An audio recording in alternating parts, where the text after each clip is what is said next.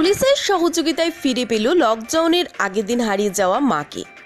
অনিমা মণ্ডল, বয়স 48 বছর, বাড়ি বর্ধমান জেলার কেতুগ্রাম থানার বড় মালিহা গ্রাম।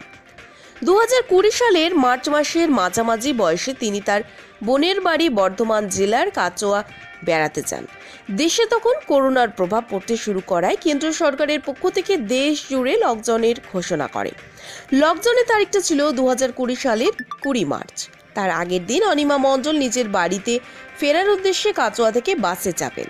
তারপরে আর বাড়িতে ফেরা হয়নি অনিমা দেবীর। লকডাউন শুরু হলেও বাড়ি না ফেরার স্থানীয় ও কাচোয়া থানায় মিসিং জারি করে পরিবারের লোকজন। বিভিন্ন জায়গায় খোঁজাখুঁজি করেও মায়ের কোনো খোঁজ পাননি ছেলে অর্ণব। মাকে খুঁজে পাওয়ার হাল প্রায় ছেড়েই দিয়েছিল অর্ণবের পরিবার। গতকাল অর্ণব হঠাৎ গ্রামের সম্পর্কের দাদা সুজয় মণ্ডলের কাছে জানতে পারে তার মায়ের খোঁজ পাওয়া গেছে। সুজয়কে ফোন করে জানায় তাদেরই গ্রামের যুবক যে বর্তমানে পুলিশে কর্মরত রয়েছে খড়গপুর জিআরপিতে, গত কয়েকদিন আগে পুরুলিয়া জয়পুর থানার পুন্দাক মেলায় ডিউটিতে আসেন। গতকালই তার ফিরে যাওয়ার কথা। দুপুরের খাওয়া খেয়ে ফিরে আসেন পুরুলিয়া জিআরপি অফিসে। যেহেতু পুরুলিয়া স্টেশনে 3 নম্বর প্ল্যাটফর্মে রয়েছে জিআরপি অফিস, প্ল্যাটফর্ম দিয়ে আসার সময় দেখতে পান অনিমা মণ্ডল প্ল্যাটফর্ম বসে রয়েছেন। দেখেই সোমনাথবাবু অনিমা দেবীকে চিনতে পারেন। তারপরে তিনি মহিলার পরিচয় জানান জিআরপি আধিকারিককে। সঙ্গে সঙ্গে অনিমা দেবীর ছবি তুলে গ্রামের যুবক সুজয়কে পাঠান। সুজয় অর্ণবকে সেই ছবি দেখার পর মাকে চিনতে পারে। সঙ্গে সঙ্গে গাড়ি করে পুরুলিয়া হ্যাঁ, বাসে পেয়েছিল, লকডাউনের মধ্যে পেয়েছিল।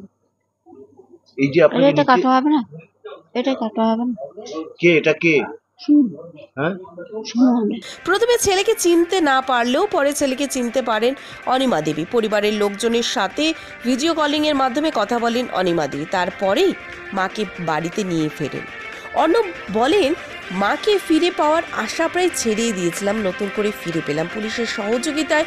উল্লেখ করেন, ভালো লাগছে, খুব খুশি এখন 4 বছর পর পাওয়া গেল।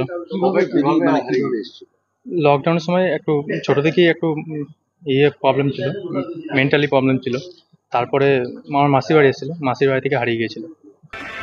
পুরুলিয়া জিআরপি আধিকারিক বলেন, খুব ভালো লাগছে মহিলা তার বাড়িতে ফিরে যাচ্ছে। পাওয়া গেল এই কয়েকদিন ধরে এখানে ঘুরে ঘুরে করছিল প্ল্যাটফর্মের মধ্যে, এখানে চান টান করতো। এখন এমনি তো আমরা জানি যে বিকেলের লোক যে ঘুরে ঘুরে করে, তারপরে এখানে শুয়ে থাকছে এখানে প্ল্যাটফর্মে।